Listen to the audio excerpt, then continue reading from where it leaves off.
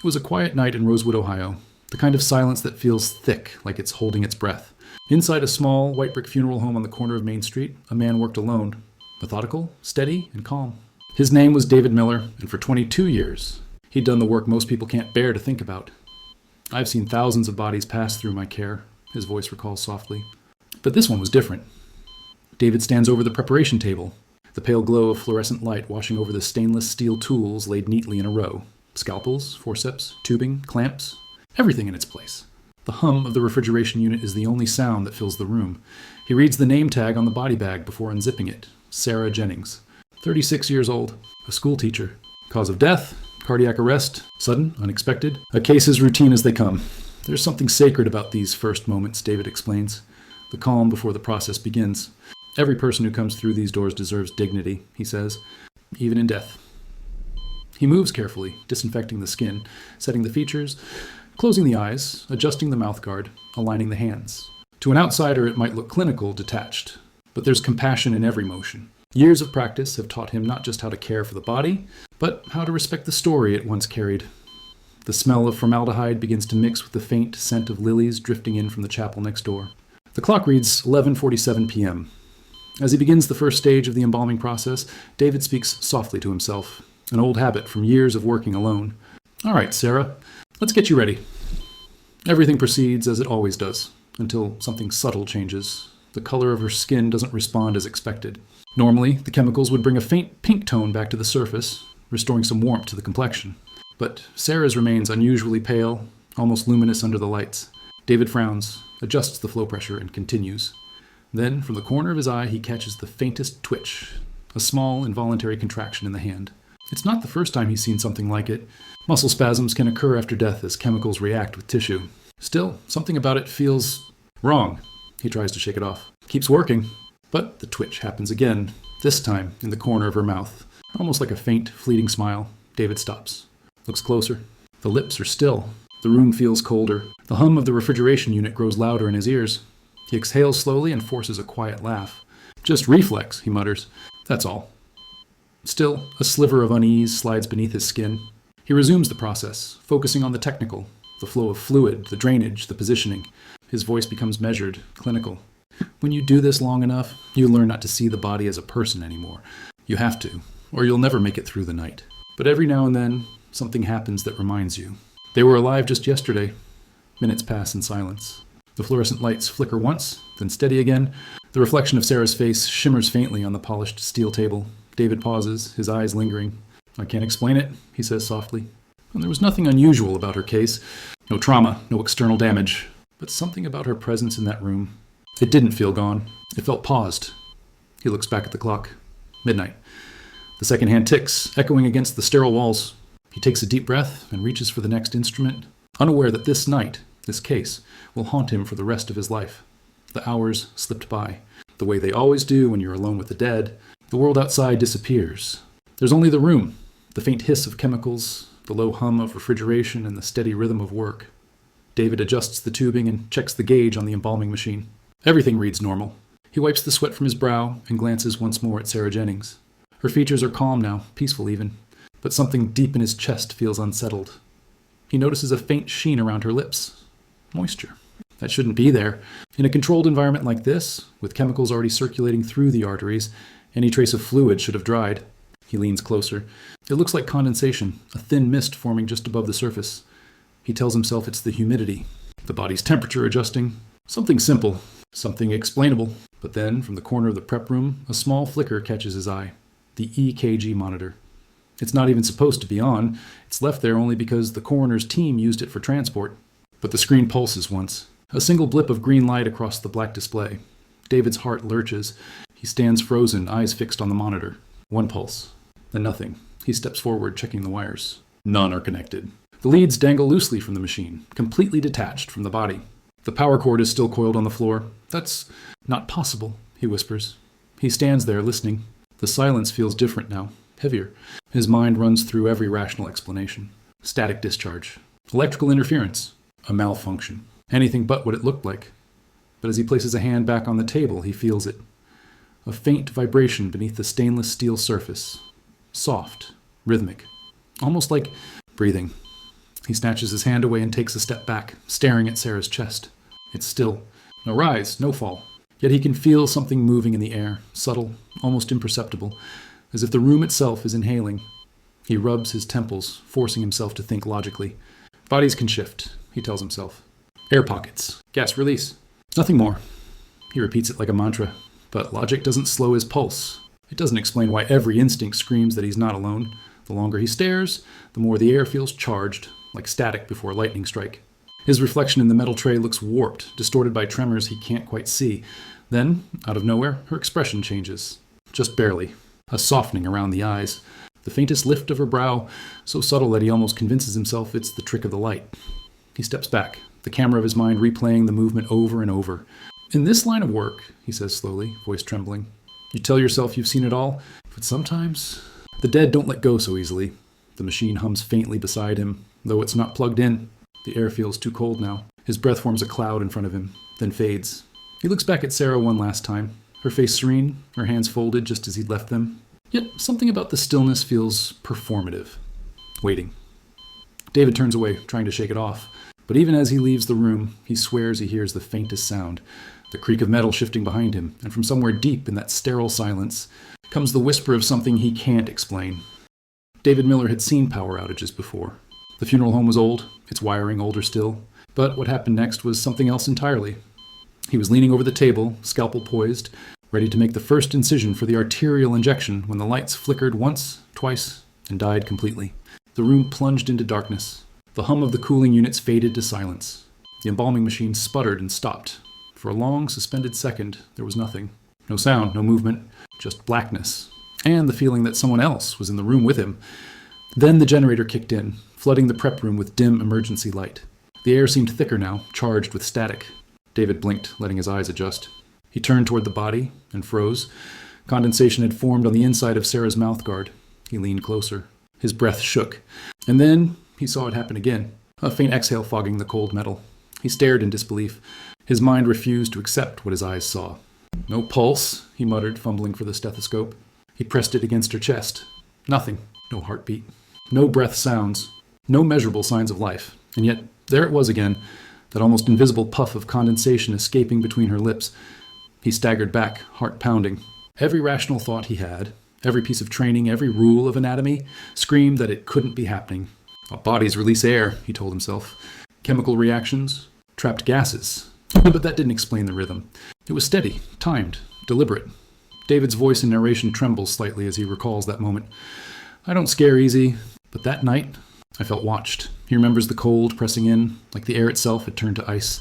His reflection in the prep room mirror flickered under the backup light, trembling as though the glass couldn't hold still. He took one step forward, then stopped, a sound. Faint, almost imperceptible, not the hum of machinery or settling pipes. It came from the body, from her throat. At first, it was nothing more than a soft, rasping hiss, like air moving through a cracked reed. But then, beneath that sound came something that froze him where he stood.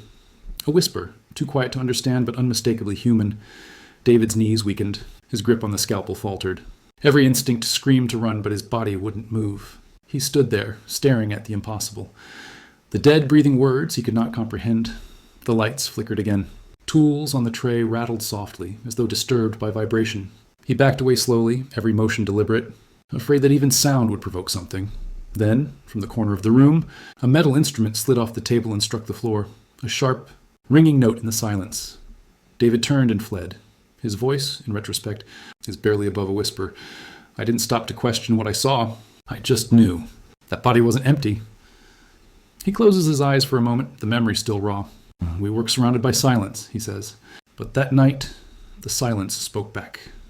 The scene lingers there, the body illuminated by a single trembling light. Condensation fading from cold metal, the faintest sound of breath lingering in the air. By morning, the world outside had returned to normal. Birdsong, daylight, the soft hum of cars rolling past the small Ohio funeral home. But inside, David Miller couldn't shake the chill of the night before. His hands trembled slightly as he poured his first cup of coffee. The sound of the spoon against the mug echoed louder than it should have. He sat in his office for nearly an hour, staring at Sarah Jennings' intake sheet, her time of death. The coroner's signature, her medical background. Everything looked perfectly normal, routine, certified. Yet he couldn't stop seeing that thin line of condensation, that impossible whisper.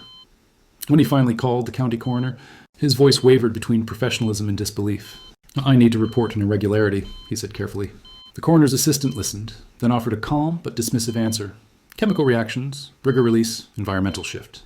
"Bodies do strange things, David," the man said, half chuckling. "You've just been doing this too long. Maybe you're overtired." David wanted to believe that.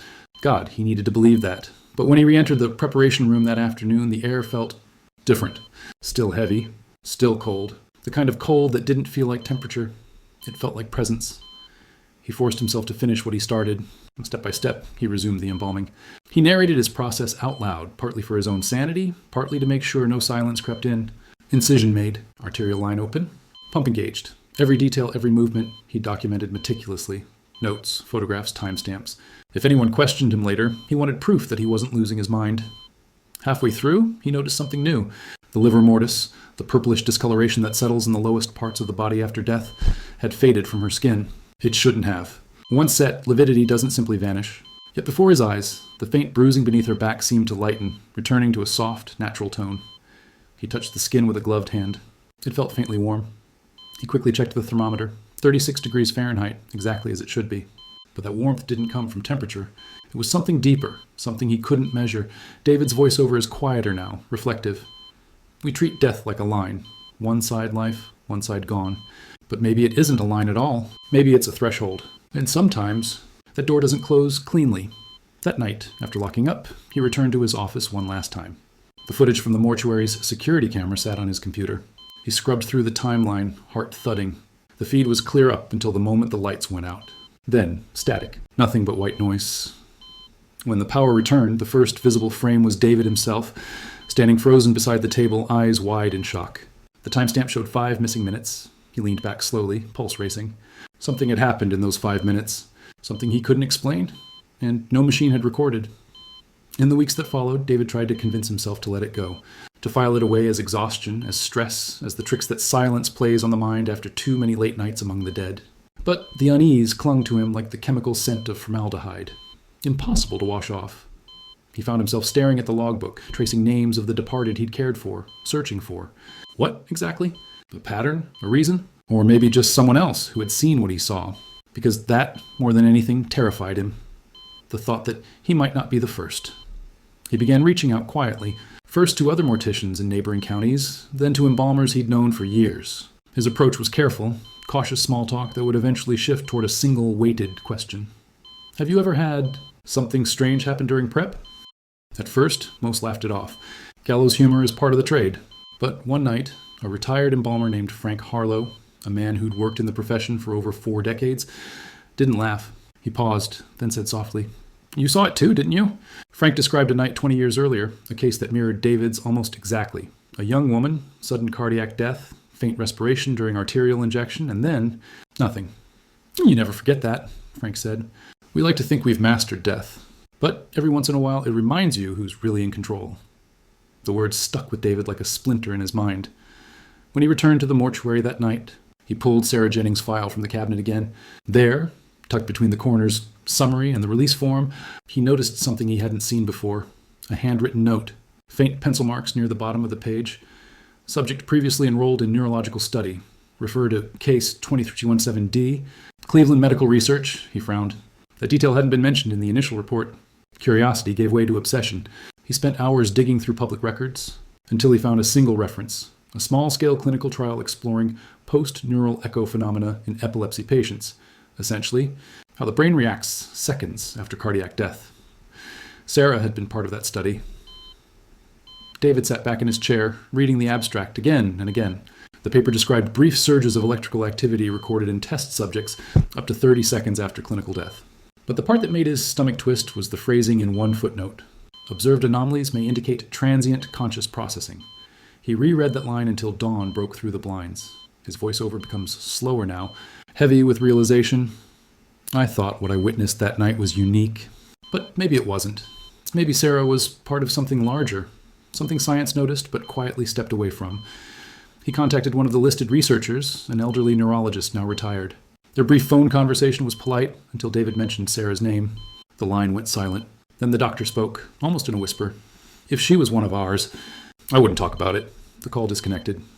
David stared at the phone for a long time. His reflection in the darkened window looked different, older, haunted. When you work with the dead, his voice says, you expect stillness. But I think I was starting to understand that death isn't silence. It's just something we don't yet know how to hear. It was late February when she arrived. A woman in her early 40s, composed but carrying that quiet, unmistakable grief of someone trying to stay strong for everyone else. David recognized her instantly from the obituary photograph. Sarah Jennings' sister. She came to the funeral home one gray afternoon, the air outside thick with winter rain. David had finished his morning appointments when the receptionist told him she was waiting in the viewing room. He hesitated for a moment. Something about her presence felt significant. When he entered, she stood beside the framed photograph of her sister, running a fingertip over the glass. You did beautiful work, she said softly. Sarah looked peaceful, like she was just sleeping. David thanked her, but something in her tone carried weight. She wasn't just here to say thank you. There was something else behind her eyes. Curiosity. Maybe fear. They sat across from each other, the faint hum of the lights filling the silence. Then she said, my niece, Sarah's daughter, told me something strange.